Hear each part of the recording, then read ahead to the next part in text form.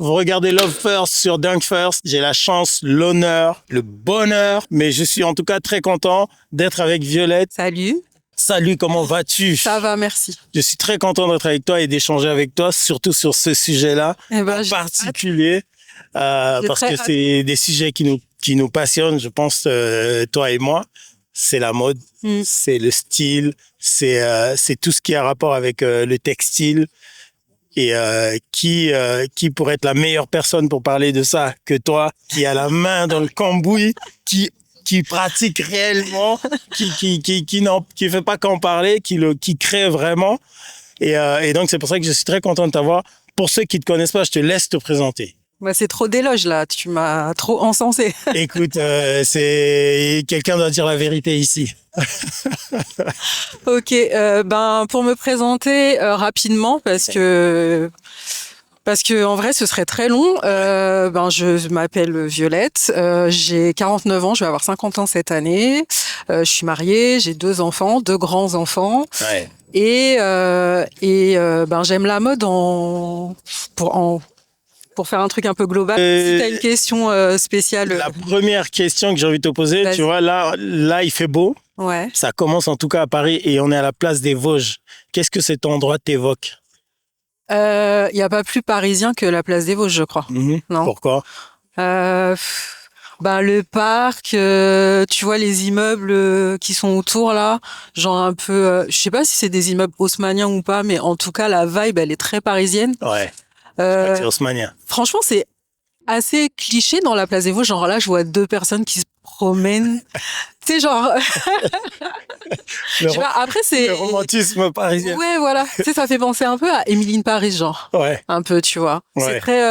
C'est très Paris, mais le côté Paris, je pense, qui est très véhiculé dans les médias, à l'étranger, etc. Enfin, tu vois. Donc on est genre le Paris cliché. Un peu lisse, quoi. Ah oui. Ouais. Là, on est en plein cliché des Parisiens. Ouais. Après, on aime bien en vrai, mais Paris, c'est pas que ça. Oui, oui.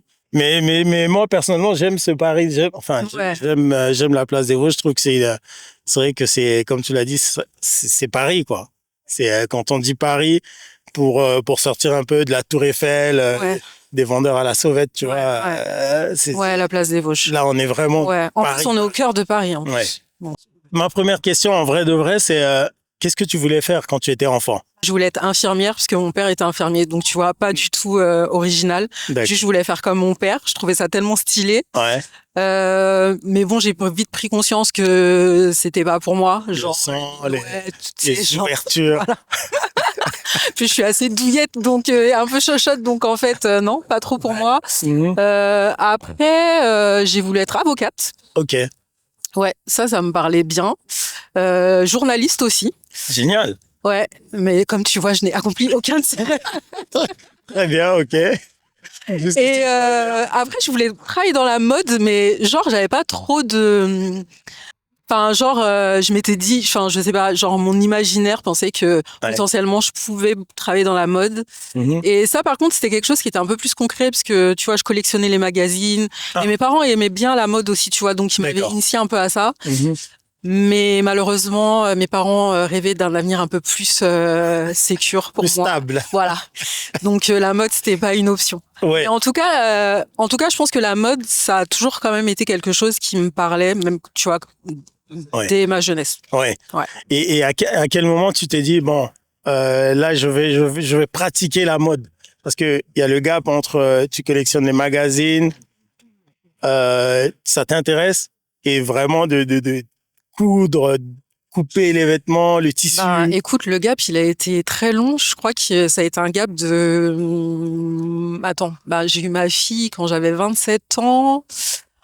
Donc, c'est à 27 ans que j'ai commencé à coudre, tu vois. Okay. Donc, le gap, il a été un peu... Ouais, ça a été bien plus tard. Ouais, bien plus tard. Et vraiment par hasard, en plus. Mais avant ça, tu dessinais, t'avais une sensibilité? Pas du tout. Je pense que j'avais une sensibilité pour ça, mais mes parents faisaient tellement shut down tout ce truc que moi, je me suis vraiment dirigée vers un truc un peu genre classique, tu vois. Conventionnel. Et vraiment, la mode, même si c'était quelque chose que je suivais quand même, tu vois, encore une fois, toujours les magazines. En plus, quand j'avais 27 ans, tu sais, Internet, c'était pas encore... Donc en fait, en noir et blanc. Ouais, et encore. Hein. C'était vert. Voilà, en gros, c'est quelque chose que je suivais qui m'intéressait toujours. Tu vois, j'ai toujours aimé les vêtements, donc j'aimais toujours bien m'habiller, etc. Mais j'étais dans ma vie classique, en mode mari, 2 enfants et fonctionnaire. Ok. Voilà. Et qu'est-ce qui t'a fait le déclic? Le déclic, c'est que je suis partie. Quand j'ai eu ma fille, la copine de mon frère, à cette époque, m'a emmenée avec elle dans le sud, chez sa maman, à Montpellier. Et elle avait une machine à coudre. Ouais. Et on a remonté la machine à coudre à Paris. Elle l'a laissée chez moi quelque temps. Et c'est comme ça que j'ai commencé à coudre. C'est-à-dire que tu savais absolument rien de la couture? Non, du tout. Par un concours de circonstances, t'as eu cette machine? Voilà, tu sais, genre, je sortais de mon congé mat et j'étais en mode, je m'ennuie un peu, voilà. Ouais. Tiens, qu'est-ce que je peux faire? Et puis, j'avais l'enfant là, j'étais là en mode, je vais lui faire des robes. Ah ouais, d'accord. Surtout qu'elle ne peut rien dire pour l'instant, elle a pas son avis à donner. Elle va souffrir en silence. Voilà. Donc, ça peut être mon cobaye et c'est comme ça que j'ai commencé, ouais. Ok, d'accord. Qu'est-ce qui te plaît dans la mode, en général? Qu'est-ce qui te plaît dans cette activité? Qu'est-ce qui me plaît, c'est, je crois que ce qui me plaît, c'est que tu peux faire ce que tu as envie de faire. Ouais. Tu vois. Pour moi, c'est vraiment un moyen d'expression, mais genre, tu vois, par exemple, je suis quelqu'un d'assez introverti. Ouais. Ça se voit peut-être pas dans la façon dans laquelle je m'habille. Ouais. Mais justement, tu vois, je trouve que c'est cool le fait que tu puisses t'exprimer d'une façon autre que ton caractère. Je sais pas si c'est bien formulé. Oui, non. Mais en gros, voilà, c'est-à-dire que tout ce que je peux pas dire, tout ce que je peux pas exprimer verbalement, je peux le faire avec les vêtements. Ah oui, c'est vraiment pour toi un moyen d'expression. Mais donc du coup, ça veut dire que ça va au-delà de la simple création. C'est vraiment. Ouais, c'est un besoin. Ouais. Pour moi, c'est vraiment le moyen de véhiculer ce que je veux dire. Tu vois. Ouais. Mon mari, par exemple, il a du mal avec ça parce que, genre, des fois, tu vois, il me dit, mais je comprends. Enfin, tu lui parles en fait. Par rapport à mon caractère, il me dit, mais je comprends pas comment tu t'habilles parce que, genre, tout le monde te regarde dans la rue. Et en fait, je lui dis, en fait, déjà, j'ai vraiment fait abstraction de ça, des gens qui te regardent. Ouais. Et en fait, c'est vraiment, je m'habille pour moi. Enfin, vraiment, c'est en mode, ça me fait plaisir, tu vois, de choisir ma tenue le matin, de me dire, ça, je vais le mettre avec ça. Ouais. J'aimerais bien mettre ça, j'aimerais bien créer ça. Enfin, tu vois, c'est genre, waouh. Tu te poses aucune question et t'as pas de barrière par rapport au regard des autres? Non. Ah ouais. Ouais. Non, ça a toujours été comme ça. Ça n'a pas toujours été comme ça, mais là, aujourd'hui, je suis trop vieille pour ça. tu t'es dit, j'ai plus le temps. Ah ouais. Il me reste trop peu de temps pour me soucier de ce que les gens pensent. Ouais, non, mais c'est clair, t'as complètement raison. T'imagines si tu commençais à te dire, mais ça veut dire qu'il y a eu un moment, t'as été, entre guillemets, victime du regard des autres. Oui, mais tu sais, quand t'as 20 ans, t'es pas très sûr de toi. Ouais. Je pense, en plus, surtout à notre époque, j'allais dire. Ouais. Bon, back in the days. Voilà, tu vois, enfin, tu sais, il y avait vraiment beaucoup de diktats auxquels, enfin, genre, on n'avait pas d'accès, tu vois, comme les personnes plus jeunes aujourd'hui, elles ont vraiment une ouverture sur le monde qui font que complètement. Elles sont plus, tu vois, quand je vois ma fille, je suis en mode, c'est une badass. Quoi. Moi, je sais pas comme ça. Donc moi, à 20 ans, non, j'étais pas du tout sûre de moi. J'étais en mode, tu vois, le patriarcat, c'était vraiment m'écraser, mais genre. Il fallait respecter. Enfin, voilà, tu vois, enfin, pour moi, ma vie, c'était genre, mes parents me disaient, tu vois, par rapport à la mode, genre, non, il faut que tu trouves un vrai métier. Donc, j'ai trouvé un vrai métier dans lequel je m'épanouissais pas du tout. J'ai rencontré mon mari, c'était en mode, quand est-ce que vous vous mariez? Quand est-ce que vous avez des enfants? C'est ce qu'on a fait. On a acheté un appartement. Ouais. Parce que pour moi, la vie, c'était ça, tu vois. C'est parce que c'est comme ça qu'on m'avait appris et c'est ce que me renvoyaient mes parents et même les gens, quoi. Oui, ton entourage, c'était le modèle à suivre. Voilà. Puis, très... genre, tu sais, il faut faire enfin, pareil, t'es élevé en mode quand t'es une fille, genre, faut faire plaisir, faut pas trop parler, faut pas trop, tu vois. Et donc, moi, j'étais comme ça. Ouais. Voilà. Mais est-ce est-ce que tu te souviens qu'à cette époque-là, tu avais déjà une idée d'autres possibilités? Non, pas Ou est-ce que tu pilais vraiment, droit? je t'assure que pour moi, ma vie, ce serait ça. Genre, je travaillais aux impôts. Ouais. On a acheté notre appart avec mon mari, on avait 2 enfants, et genre, ma vie, ce serait ça jusqu'à la fin de ma vie. Ah oui, d'accord. Ouais, à cette époque-là, ouais. Et à quel moment tu as eu une frayeur, tu as eu peur? Et tu t'es dit, ma vie, c'est pas ça. En Parce gros. qu'il y a forcément un moment où tu t'es dit. Oui, quand j'ai commencé à coudre. Ouais, ok. Et tu vois, il y a eu les blogs. Oh. Et moi, j'ai ouvert un blog. Et du coup, ça m'a ouvert à des possibilités que je ne soupçonnais pas. Ouais. Tu sais, j'en parlais avec mon mari il y a pas très longtemps. En fait, la différence aussi qu'il y a avec aujourd'hui, c'est que nous, on grandissait en tout cas moi, je parle pour moi. Je grandissais dans genre mon univers, il était limité à la ville où je vivais. Ouais. Et tu vois, mes grands-parents vivaient dans cette ville, mes parents vivaient dans cette ville. Et pour moi, c'est la logique. Enfin, tu vois, genre on allait vivre là et genre mes enfants aussi allaient vivre là, tu vois. Et pour moi, c'était ça la vie, tu vois. Ouais. Et en gros, Paris, c'était même pas un endroit où je venais, parce que moi, j'étais en banlieue. Paris, c'était même pas, genre, je me disais pas, ouais, vas-y, je vais à Paris aujourd'hui. Enfin, tu sais, genre, faire les courses au supermarché. Il n'y a aucun intérêt, bah oui. Voilà, tu vois. Oui. Et en fait, le fait qu'il y ait les blogs, Internet, ça m'a ouvert un univers où je me suis dit, attends, mais waouh, enfin, en vrai, il se passe des trucs de malade et on n'est pas monde existe. On n'est pas au courant. Et en fait, moi, ça m'a ouvert beaucoup de portes. Et je crois que c'est là où il y a le shift. Enfin, tu sais, il y a vraiment un jour où je me suis levée, j'ai pris le train pour aller bosser, j'ai regardé les gens et je me suis dit, mais meuf, ta vie, ça peut pas être ça jusqu'à la fin de ta vie, c'est impossible. Je peux pas. Et là, progressivement, t'as fait le cheminement de te détacher. Est-ce que ça a été brutal? Non, en gros, tu vois, pour être honnête, j'ai quand même mis du temps parce que j'avais déjà 2 enfants et les pauvres, je pouvais pas, ils étaient là. Je vous laisse. Voilà. Pour ma liberté. Et le truc qui est cool, c'est que comme j'étais fonctionnaire, j'ai pu bosser à 80% au début, ensuite à 50%. Et moi, ça m'a permis de faire mes trucs à côté et de voir si ça a fonctionné. Et au bout d'un moment, je me suis dit bon là, en fait, faut y aller quoi. Si tu peux plus faire les deux.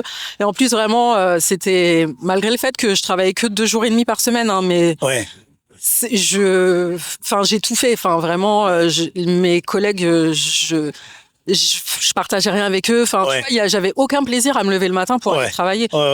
Et puis mon mari était là quand même en backup. Hein. Oui. Merci à lui. Merci les maris. Les maris comme ça. Les maris servent quand même à quelque chose. En tout cas, celui-là, le tien, il est bon. Il est bon. Il me soutient quand même beaucoup. Et voilà. Et du coup, je me suis mise d'abord quand même en dispo, tu vois. Je me suis dit quand même, je garde le filet de sécurité. Oui. Ah oui, très progressivement. Quand même. De toute façon, je suis quand même une flippette. Hein, donc il fallait y aller sûrement, quoi. mais attends, d'un point de vue, parce que tu as pris la décision, mais qu'est-ce qui t'a conforté dans cette décision? Est-ce que est-ce que tu as développé une clientèle d'un point de vue entrepreneurial?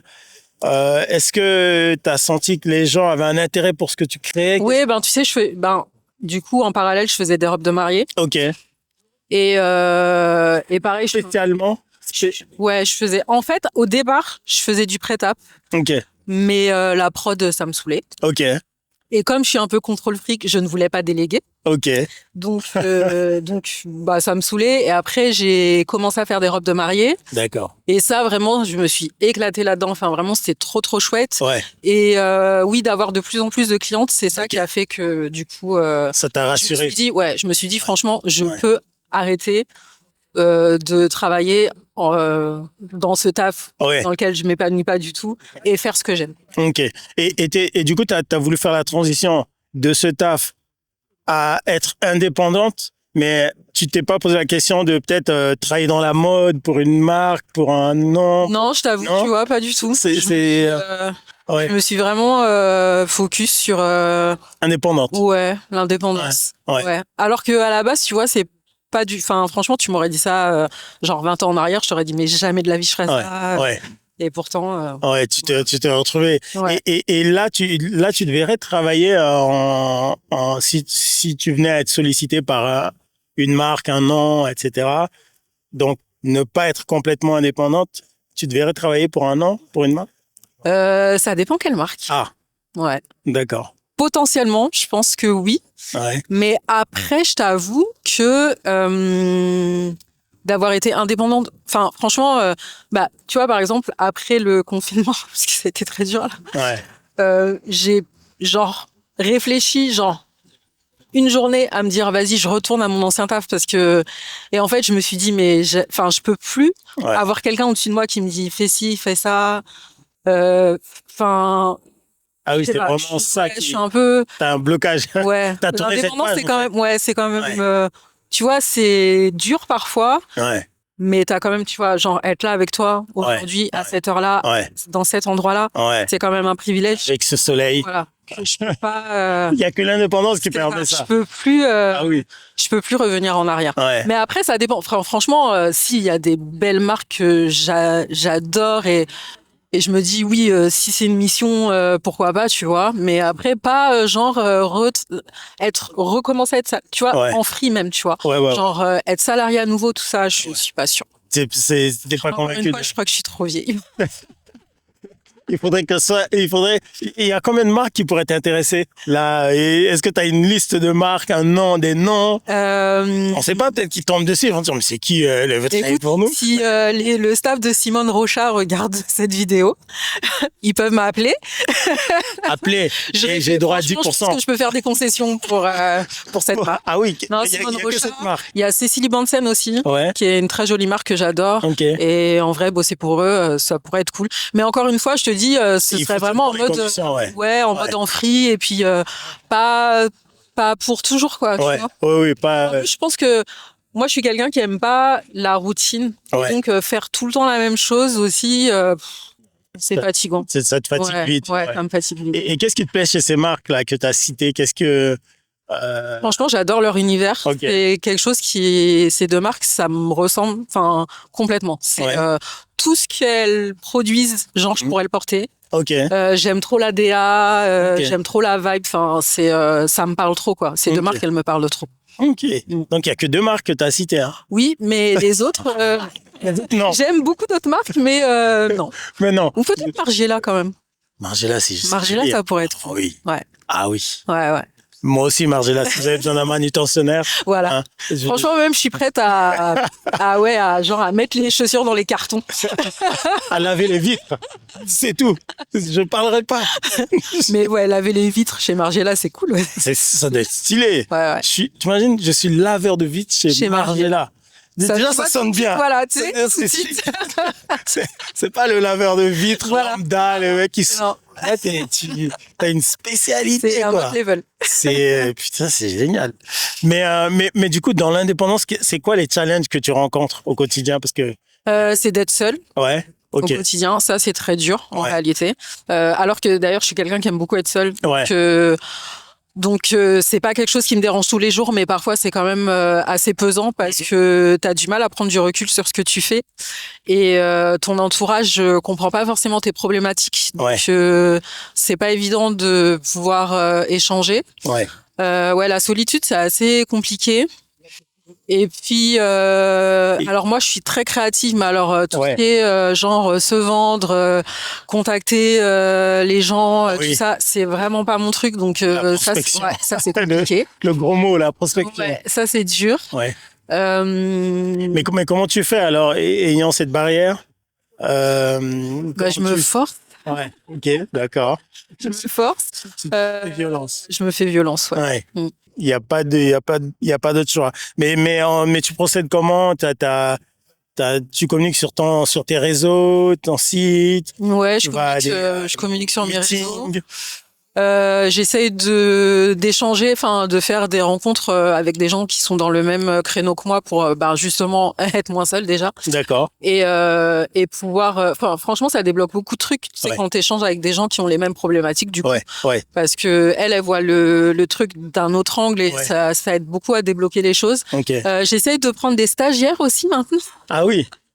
Bon, mais je serai le pour prochain. m'aider. Ouais, mais c'est compliqué. Franchement, c'est trop compliqué quand t'as bossé très longtemps seul. Ouais. Vraiment déléguer et puis même être avec quelqu'un. Enfin, Ouais. encore une fois, bon, ça c'est une question de caractère aussi. Enfin, Ouais. moi, j'aime bien être toute seule, donc Ouais. laisser rentrer les gens, c'est pas évident, je trouve. Ouais. Ouais. Mais c'est quand même cool d'être aidé parce que tu vois, là par exemple, j'ai une pote qui est stagiaire avec moi pour 1 mois. Ok. Et vraiment, elle m'aide à structurer parce que moi, je suis quelqu'un, je parle dans tous les sens. Ouais. Même là, tu vois, je parle et je sens que je parle dans tous les sens. J'ai beaucoup d'idées, mais j'ai toujours du mal à structurer les choses. Ouais. Et le fait d'avoir quelqu'un qui t'aide, ben, c'est cool parce que moi, j'ai vraiment tendance à partir dans tous les sens et du Ouais. coup, à pas aller au fond de ce que je veux faire. Ouais, Et ça du coup, donne pas mal de l'impression, ouais. projets que je laisse tomber parce Ouais, qu'en ouais. fait, genre, je me réveille un matin, tu vois, là, il y a pas très longtemps, j'ai dit à mon mari, je veux faire une formation de barista. Et genre, il m'a regardé, il m'a dit, mais tu me fatigues trop, en fait.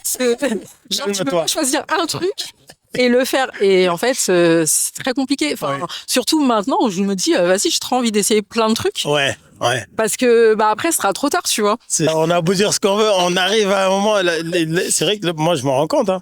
On arrive à un moment où tu te dis, bon, si je dois faire quelque chose, en fait, c'est maintenant. Ouais, aussi. Parce Voilà, qu'il va y c'est avoir un moment ouais. où, Ouais. tu vois, donc on est tiraillé un peu entre ce C'est truc ça. de si je le fais pas maintenant, est-ce C'est que je ça. vais regretter, mais j'ai vraiment envie de le faire. Ouais, mais... ouais. Ouais. Bah, du coup, je fais, parce que j'ai pas envie de regretter. Ouais, voilà, c'est ça.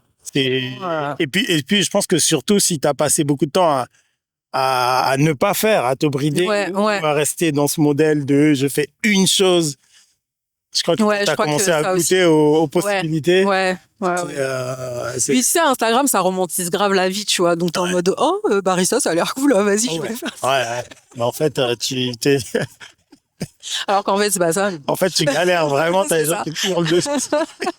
Le mec qui te crie dessus. Mais au moins, Elle est où, ma au truc moins, je saurais faire un latte et un latte art, tu vois. Bah oui. Alors, ça me servira peut-être à rien. Ouais. Mais, Tu l'as fait. Voilà, pour mon ego, Pour ce le sera cool. Quel est ton rapport avec le vêtement? Quel est ton rapport avec le vêtement? Est-ce que c'est quelque chose que tu considères important, vital, inutile? Je peux pas dire que c'est inutile. Je mentirais si je te disais que c'est un gros mytho. Non, mon rapport avec le vêtement, il est intense. Enfin, moi, j'aime trop les vêtements. Ouais. J'en ai trop, clairement. Depuis toujours. Est-ce que ça a toujours été une constante? Non, ça a toujours été une constante, ouais. Ok. Je me limite beaucoup maintenant. Mais pour moi, les vêtements, bah, tu peux encore une fois raconter tellement de choses avec ça que tu peux pas, tu vois, genre, je pourrais jamais de ma vie être minimaliste. Ça, c'est genre impossible. Enfin, tu vois, j'essaye, mais ça marche pas. Ça marche. Jamais je peux me dire, genre, je peux avoir, genre, 3 pantalons, 4 t-shirts. Il y a trop d'espace. Ça va trop me limiter, en fait. En termes de... placard est trop vide, mais qu'est-ce que c'est? Ça va trop me limiter en termes d'expression. Donc, je peux pas. Ouais. Et en plus, j'aime beaucoup les vêtements. Tu vois, je fais beaucoup de friperie, j'aime beaucoup chiner, etc. Ouais. Et je trouve ça hyper intéressant d'acheter un vêtement et de te dire qu'il a eu une histoire. Ouais. Et qu'avec toi, on va inventer une nouvelle histoire. C'est la suite. Je trouve que c'est hyper chouette. Ouais. Voilà. Et en matière de créa, est-ce que tu as un process défini quand par exemple tu es avec quelqu'un qui te passe une commande ou quand tu crées, est-ce que tu as un mécanisme, des automatismes? Comment tu procèdes pour créer finalement? Pas forcément. Quand je crée pour moi, ça peut être genre je vois quelque chose dans la rue, je vois un truc qui peut ne pas être un vêtement, vraiment, qui va m'inspirer et je vais me dire genre ça je pourrais faire un truc qui me rappelle ça, enfin tu vois. Quand je crée pour quelqu'un, on va avoir un échange en fait. Parce que ce que je trouve important, c'est d'apporter ma patte, mais à sa personnalité. D'accord. Donc du coup, c'est plus la personne qui va me raconter un peu ce qu'elle est, ce qu'elle aime, ce qu'elle veut, et moi qui vais lui proposer des choses par rapport à ça. Ok. Tu vois. Et dans la continuité de cette question, quelle est la définition de la création pour toi? Je dirais que c'est encore une fois raconter des histoires. Ouais. C'est raconté. Enfin, en vrai, c'est ça. D'ailleurs, quel que soit le mode de création, genre quelqu'un qui peint des tableaux, quelqu'un qui écrit, quelqu'un qui fait de la photo, quelqu'un qui crée, il raconte des histoires en fait. Il y a des designers qui t'ont influencé. Encore une fois, il y avait pas Internet. C'était trop bien parce que je sais pas si tu te souviens, mais il y avait l'Officiel. Tu te souviens le magazine l'Officiel? Absolument, j'en ai à la maison. Ouais, moi j'ai gardé les. Tu sais que à chaque Fashion Week, ils sortaient genre. Édition, voilà, les éditions. Et donc moi j'achetais ça. Et les Vogue aussi avaient fait ça. Vogue Collection. Donc j'achetais ça et genre je les. Enfin, tu sais, genre. Tu mangeais ça. Mais de fou. Et d'ailleurs, ma fille elle est trop contente que je les ai gardés, parce que ma fille elle adore la mode aussi. Je l'ai piqué la peau. Et du coup, genre moi j'aimais trop Chloé. Chloé, j'étais fan. D'ailleurs, j'ai quelques pièces de défilés de ces collections là. Wow. Bon, je sais pas si ça vaut quelque chose aujourd'hui, mais en tout cas, je les chéris. J'aimais trop. Miu Miu, j'ai toujours aimé. J'aimais bien Alexander McQueen. Ça, j'étais vraiment fan. Et pourtant. C'était pas du tout ma veille parce que il était très excentrique. Mais par contre, tu vois, en termes de créativité, je le trouvais. Tu t'adhérais à son. Ah ouais, il était incroyable. Ok. Et forcément, en tant que créatrice de mode, tu travailles plusieurs matières, plusieurs textures. Est-ce que tu as des matières de prédilection cuir, denim, qui reviennent? Qu'est-ce que ça dépend des périodes. Là, pour le coup, c'est le. Ouais, non, pas le synthétique. Enfin, on essaie. Mais en ce moment, c'est le denim. Non, le denim, en ce moment, je suis dans ma période de denim. C'est périodique. Ouais, c'est périodique. Ok. J'ai eu ma période dentelle. Ok. J'ai eu ma période liberty. Je pensais que t'étais dentelle. Ton fil rouge, je pensais que ça serait dentelle. C'est toujours, tu vois là. Mais tu travailles super bien le dentelle. Merci, merci. Mais en ce moment, moins. Moins, mais après, j'ai eu une petite période là où j'ai très peu créé. Ok. Là, ça revient. Après, je t'avoue que pareil, c'est un peu cyclique et c'est aussi par rapport aux saisons. En hiver, j'ai du mal à créer. Je pense que tous les créatifs, ils diront la même chose. Le manque de lumière, le froid. Moi, c'est pour ça que je veux quitter Paris d'ailleurs. Ah oui. Parce que je suis vraiment. Ça a vraiment un gros impact sur ma créativité. Et là, tu vois, l'hiver, il a duré j'ai l'impression qu'il a duré 8 mois. 7 ans. Voilà, donc en gros, pendant 8 mois, tu ferais pas ça. Non-stop. C'est un peu compliqué. Il y a un problème là. Mais non, en fait, en ce moment, je suis assez sur le denim. Mais la dentelle, ça reste quand même un petit peu. Ça reste toujours dans. Voilà. C'est un peu mon. Mais pourquoi? Qu'est-ce que t'as avec la dentelle? T'aimes bien cette. J'aime. Enfin, franchement, c'est une matière qui est pas forcément si facile à travailler que ça. Mais par contre, tu peux faire tellement de trucs incroyables avec. Et genre même un tout petit bout de dentelle, vraiment, tu peux faire. Est-ce que tu as déjà travaillé de la dentelle pour homme? Non, jamais. Mais je travaille pas pour l'homme. Tu vois, et c'est le grand espoir de mon mari. Parce que le truc, c'est que je crée que des choses que je pourrais porter. Que tu pourrais porter. Donc tu vois. Et pourtant, c'est un peu débile ce que je dis parce que en vrai, il y a pas mal de pièces que j'achète. Ce que t'as, ça pourrait être. Ouais, c'est vrai. Jusqu'à une certaine période, j'étais beaucoup moins intéressée par la mode homme que je trouvais pas très un peu c'est moins riche. Genre, voilà. C'est très limité. Je trouve quand même que c'est beaucoup plus intéressant. Mais donc pas de dentelle pour homme, donc par définition. Moi, je peux. Franchement, déjà qu'il y a des couches pour arriver à la dentelle. Mais attends, mais là tu me lances un défi. Je pense que je vais prendre mon mari comme cobaye. Mais tu vois, par exemple. Mais ne dis pas que c'est moi si tu le ramènes la dentelle. Je suis pas sûre qu'il accepte. Je suis pas sûre qu'il accepte. Parce que la dentelle, c'est pour un mec, c'est. Je t'avoue que j'en ai jamais vu. Ouais, c'est vrai. Hein. Mais pourtant, il y aurait moyen en vrai. Pourtant, en termes de création, quelle a été la période qui t'influence le plus? Années 80, 70, 40? Moi, je dirais les Moi, c'est 90-2000. J'allais dire la même chose. Ah non. Comment? J'officialise. La même chose. Je pose la question, mais je réponds. Mais de toute façon, on est d'accord que c'était les meilleures années. Regarde, la preuve, c'est qu'aujourd'hui, les petits, c'est incroyable. Ils portent les trucs qu'on portait quand on était petits. C'est incroyable. On est d'accord. Honnêtement, rien que cette question-là, avant de te poser la question, tu vois, j'ai regardé toutes les périodes de mode. il y a pas mieux que cette période-là. Bon, après, tu me diras, les gens des années 40 te diront, oui, ma période était la meilleure. Les gens des années 80, ah oui, c'était super. La bonne question, c'est est-ce que on kiffe cette période parce que c'est la période à laquelle on a grandi, tu vois? C'est la meilleure période. Ou on est objectif et c'est vraiment la meilleure période? Je crois que c'est objectif. Parce que je vois même les gens, tu vois, des autres périodes. Je vois des gens d'un certain âge qui s'habillent en mode 90. Ouais, c'est vrai. Tu vois? C'est vrai. Avec les Stan Smith, avec les baggy, avec toute notre vibe, des 90, 2000, 90. Tu vois, toute cette vibe-là. Je la retrouve partout. Il n'y a pas quelqu'un qui est, je sais pas pour toi, mais il n'y a pas quelqu'un qui. T'as raison. Il n'y a pas quelqu'un qui revendique une période et qui dit, voilà, je m'habille que années 70, par exemple. Ouais. Puisque, en fait, je crois que ça va au-delà de la mode ou au-delà d'une discipline. Je crois que c'est un mélange de tout. Non, oui, c'est vraiment, tout a été pris et mis dans une espèce de machine mélangée et les années 90 sont. Ouais, c'était incroyable quand même. Tout est sorti. C'était incroyable. Et c'est quoi qui t'a marqué dans cette période? Est-ce qu'il y a des modèles, des couples, des créateurs? En termes de mode, moi j'avais des Clarks.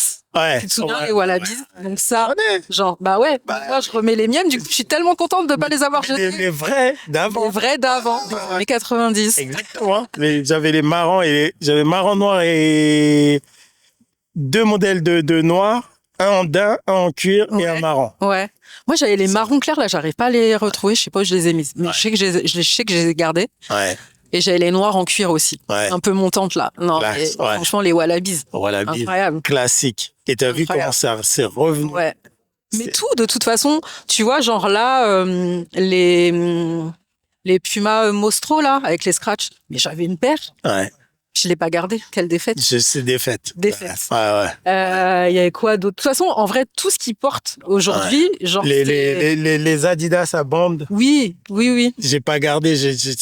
Mais en fait, c'était parce que pour nous, ça allait pas être marquant. Non. Je pense que. Mais parce que pareil, on n'a pas grandi en mode. Genre ça va. Ouais. Enfin. On cherchait pas. Je sais pas. C'est genre par exemple là, je sais que j'ai dit à ma fille, garde. Enfin, franchement, tes pièces iconiques, garde-les parce que tu vois, en fait, forcément, ça va ressortir. Ouais. Mais pour nous, tu sais, c'était en mode, il faut ça. Et puis en plus, moi, je t'avoue que, genre, quand j'avais 25 ans, je me disais, à 40 ans, genre, je serais une maman. Et je m'habillerais jamais de la vie. C'est ça, en fait. Je m'habillerais comme ma maman quand elle avait 40 ans. C'est fou. Qu'au final, tu vois. Mais ouais, c'est ça. En fait, on se disait, c'est passager. Oui, voilà. Et après, c'est bon, je vais revenir, je vais rentrer dans le droit chemin. C'est ça. Genre, ça, c'est ma jeunesse. C'est ma jeunesse. Je serai une adulte et genre, tu vois. Alors que c'est pire. Hier encore, j'avais un bandana sur la tête, mais. Ouais, non, mais c'est lunaire. Vraiment, je t'avoue, genre, si à 25 ans, pareil, on m'avait dit, mais tu t'habillerais encore comme ça quand tu auras 50 ans, j'aurais dit, ça va pas ou quoi? Mais là, je te promets, j'ai racheté un baggy noir, mais genre hyper large. Truc que je faisais dans les trucs d'avant, tu vois? Mais, on avait déjà tout ça. Mais le pire, c'est que c'est même pas, tu sais, par nostalgie. C'est juste c'est vraiment parce que. Mais j'aime ça, en fait. T'aimes habiller. Et voilà, moi, c'est pareil. C'est genre, j'aime trop être habillée comme ça. Et genre, maintenant, je me dis, vas-y. Et là, l'avantage, c'est que maintenant, c'est décomplexé, je pense. Oui. Tu vois, on a moins ce complexe de, si je mets le baggy ou si je mets. C'est ça, ouais. Tu vois, c'est de vraiment être. De rentrer dans les cases et de se dire non, ça c'est trop, ça c'est faut pas. Maintenant, flemme. Toi qui crée pour les gens, qui prend des commandes, qui habille les gens, quelle a été la commande la plus bizarre, la plus weird, la plus chelou qu'on t'ait faite? Où tu t'es dit, j'ai jamais eu ça. Jamais parce que je pense déjà que t'attires. Forcément, tu vois, quand tu partages les trucs, t'attires les gens qui sont dans ta vibe. Ouais. Moi, j'ai toujours dit aux gens avec lesquels je travaille que si je fais quelque chose, encore une fois, tu vois, quand je te disais, moi, je crée que des choses que je pourrais porter, même si c'est des choses que je porterais pas, mais il faut quand même que ce soit ma vision, tu vois. Oui. Et du coup, ben forcément, ça peut pas. Parce que voilà, la personne qui, enfin peut-être que j'ai quelqu'un qui est venu en me disant oui, je veux un truc genre bariolé, et j'ai dû lui dire non, tu vois, parce que genre. Tu refuses. Oui, il y a des commandes que tu refuses. Si ça correspond pas à ma vibe, parce que je pense que. Encore une fois, la création, c'est aussi une question d'amour. Et quand tu crées quelque chose, tu mets ton amour dedans. Et si t'aimes pas ce que tu vas faire, bah en fait, ça va tout de suite se voir. Donc, puis quand tu passes des heures à créer un truc, tu peux pas passer des heures sur quelque chose qui te plaît pas, quoi. Enfin, moi, c'est comme ça que je le vois. C'est ta vision. Je sais pas. Et comment ton travail a évolué? C'est étoffé? T'es tout le temps la tête dedans. T'as pas l'impression. Enfin, franchement, c'est. Quand je vois, par exemple, tu vois, quand je fais défiler mon compte Insta et je fais quand même j'ai fait ça, c'est pas mal, tu vois. T'es fière de toi. Mais sur le coup, et même tu vois, je me dis mais c'est incroyable. Enfin, genre j'ai fait des trucs dont je pensais pas être capable, tu vois.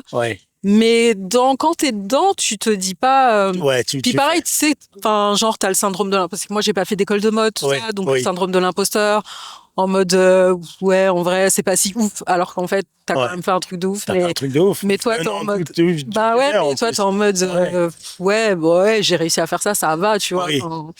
Donc mais si quand même je me rends compte que par rapport à quand j'ai commencé, que je faisais des robes à ma fille, la pauvre, qui ne ressemblait pas trop à grand chose, et maintenant je vois quand même l'évolution. Je vois quand même que je suis devenue plus forte dans ce que je fais, plus heureuse, plus pointue aussi, ça.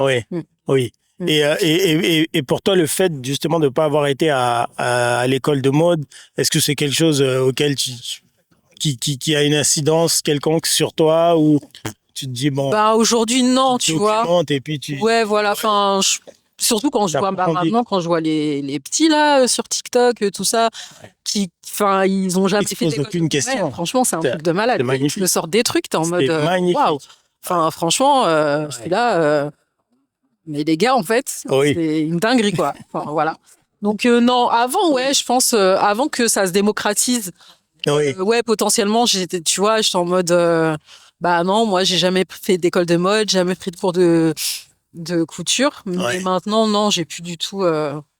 Tu te poses. Violette, c'est quoi quelqu'un de stylé pour toi? À quel moment tu vois une personne, tu dis cette personne-là est stylée en termes vestimentaires? Franchement, quelqu'un qui est stylé pour moi, c'est quelqu'un qui se plie pas aux diktats de la société et qui s'exprime en toute liberté par rapport à ses vêtements, tu vois. Je trouve que, pareil, aujourd'hui, je trouve que les gens, ils prennent plus de risques dans la façon dans laquelle ils s'habillent. Et des fois, vraiment, ça va être potentiellement une personne qui va pas forcément être stylée, enfin, genre, qui va pas être stylée dans ma vision d'être stylée, mais genre qui va oser un truc où je vais me dire, non, mais en fait, ça, c'est trop stylé, tu vois. C'est plus l'assurance. Ouais, voilà, exactement. De la personne. Mais tu le sens. Enfin, moi, je trouve que. Bien sûr. Quelqu'un est. Tu vois, tu sens que la personne, elle porte ses vêtements, elle est en mode. Moi, je suis là, tu vois. Enfin. Apprendre ou à laisser. Voilà, exact. C'est non négociable. Exactement. Quel a été ton pire style? Genre dans les années 2000, je pense ma fille elle est née en 2002, donc elle va avoir 1 an, donc c'est 2003. J'ai dans ma tête un t-shirt que j'avais cousu, mais genre je me mettais tout le temps. Enfin, c'était un top. C'était en jersey, tu vois, genre matière t-shirt. Et il était un peu loose et tu pouvais le serrer avec un lien sur le côté. Et là, il y avait des paillettes et il était rose. Et franchement, mais à l'époque, c'était cool. Stylé, hein. Et là, quand je vois les photos, je fais franchement, il y a plein de trucs que j'ai mis et que je pourrais remettre aujourd'hui.